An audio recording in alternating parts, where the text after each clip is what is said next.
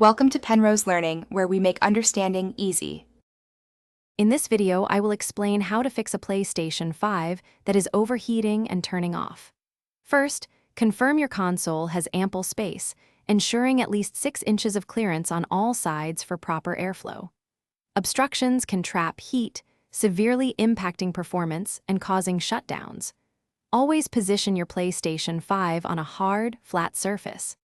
Regularly cleaning your PlayStation 5 is crucial for its longevity and performance.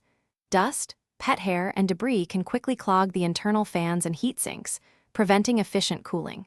This buildup significantly reduces airflow, causing your system to work harder and generate more heat.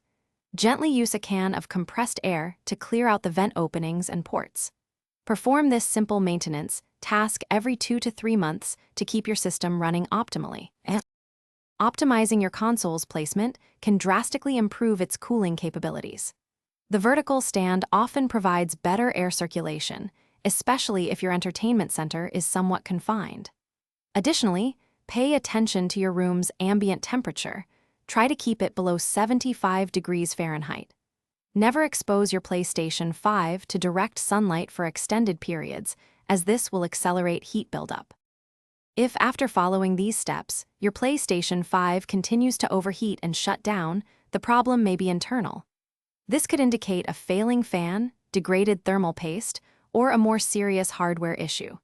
At this point, it is best to consult a certified technician or contact Sony customer support.